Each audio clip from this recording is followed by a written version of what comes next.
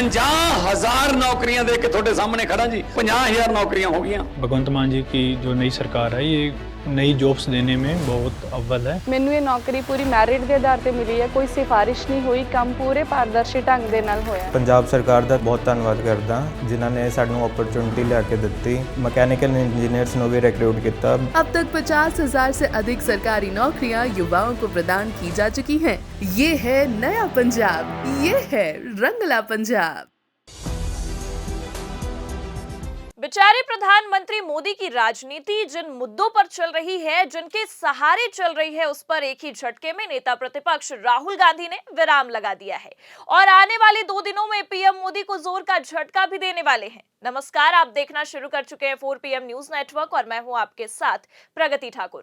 जिन 2 अहम मुद्दे या अहम रणनीतियों के सहारे पीएम मोदी की राजनीति चल रही है, या कह सकते हैं कि पूरी भारतीय जनता पार्टी की राजनीति चल रही है, उस पर अब विराम लगने वाला है और प्रधानमंत्री मोदी की मुसीबतें और भी ज्यादा बढ़ने वाली हैं। जी हां, क्योंकि आपको बता दें कि नरेंद्र मोदी की ये चुनावी जीत जिन 2 चीजों पर टिकी हुई है, उस पर अब राहुल गांधी अगले 2 दिनों के अंदर तगड़ा वॉर करने वाले हैं। जी हां, और प्रधानमंत्री मोदी से लेकर पूरे भाजपाई तंत्र की लुटिया डुबोने वाले हैं। तो फिलहाल वो कौन सी 2 चीजें हैं जिनके सहारे नरेंद्र मोदी अपनी चुनावी जीत को लगातार धार देते चले आ रहे हैं, वो भी आपको बताएंगे। साथ ही साथ नरेंद्र मोदी के ये 2 चुनावी हथियार पर अब राहुल गांधी अगले 2 दिनों के अंदर कैसे चाबुक चलाने वाले हैं, उस पर भी आएंगे।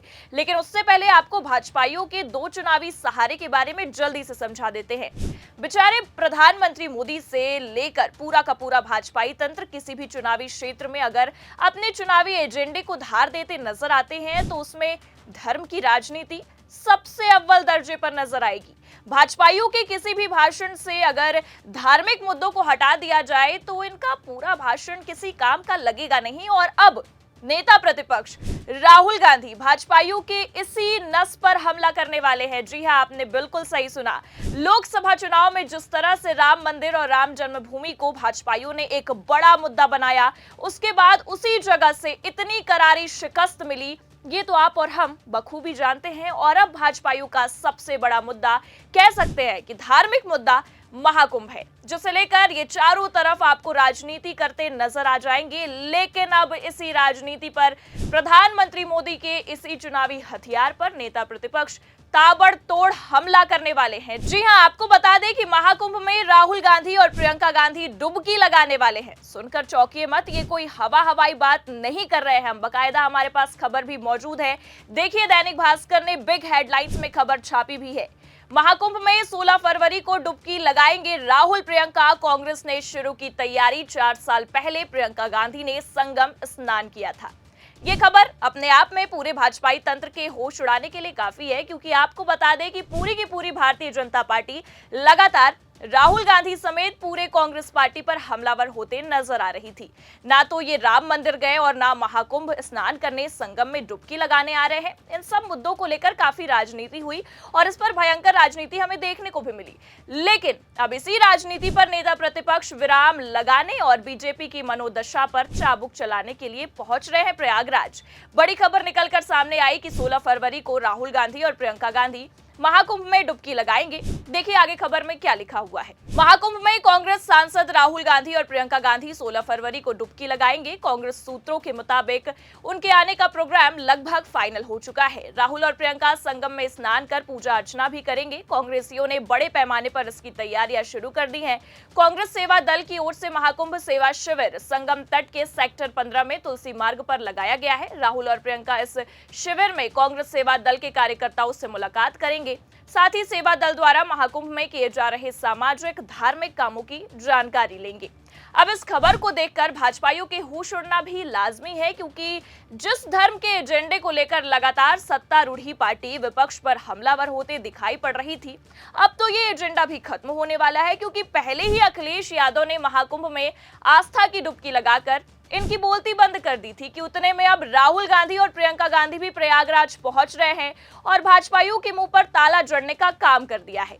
तो फिलहाल जैसा कि मैंने आपको खबर की शुरुआत में ही बताया कि आने वाले 2 दिनों में राहुल गांधी पीएम मोदी के 2 चुनावी हथियार पर ताबड़तोड़ हमला करने वाले हैं। तो ये तो हो गया पहला हथियार, जिसे नेता प्रतिपक्ष ने अब पूरी तरह से खत्म ही कर दिया है। सूत्रों की माने तो कल डुबकी लगाते ही भाजपाइयों के इस हथियार पर बैन लगने की संभावनाएं भी नजर आ रही हैं। और तो और आपकी जानकारी के लिए बता दें कि नेता प्रतिपक्ष एक तरफ पहले हथियार पर हमलावर होंगे, तो वहीं प्रधानमंत्री मोदी के इस चुनावी जीत के दूसरे हथियार को भी सिरे से खत्म करने की कोशिश में लगे हुए हैं। और इसमें सुप्रीम कोर्ट भी नेता प्रतिपक्ष का भरपूर साथ निभाता नजर आ रहा है। और मामला क्या है, आइए आपको समझाते हैं। दरअसल जैसा कि आप और हम बखूबी जानते हैं कि लगातार हरियाणा, महाराष्ट्र से लेकर दिल्ली में बीजेपी के इस चुनावी जीत में धार्मिक एजेंडे नाम के चुनावी हथियार ने जितना साथ निभाया, उसका 2 गुना साथ मोदी जी के चुनाव आयोग नाम के हथियार ने भी निभाया है। लेकिन राहुल गांधी के साथ ही साथ सुप्रीम कोर्ट भी मोदी जी के इस चुनावी हथियार पर नजरें गड़ाए बैठा हुआ है। आपको बता दें कि 18 फरवरी को मुख्य चुनाव आयुक्त और मोदी जी के कर्ता धर्ता राजीव कुमार रिटायर होने वाले हैं और ऐसा कहा जा रहा है कि 19 फरवरी को देश को एक नया मुख्य चुनाव आयुक्त मिल जाएगा। लेकिन आपको बता दें कि एक तरफ मुख्य चुनाव आयुक्त की नियुक्ति होगी, तो वहीं दूसरी तरफ 19 फरवरी को ही मुख्य चुनाव आयुक्त मामले में सुप्रीम कोर्ट में सुनवाई भी होगी, जिसे लेकर पेच फंसता नजर आ रहा है। और ये पेच नेता प्रतिपक्ष राहुल गांधी और सुप्रीम कोर्ट ने मिलकर फंसाया हुआ है। लगातार भाजपाइयों की इस रणनीति के चलते राहुल गांधी हमलावर होते नजर आ रहे हैं और अब तो बड़ी खबर निकलकर सामने आ गई है।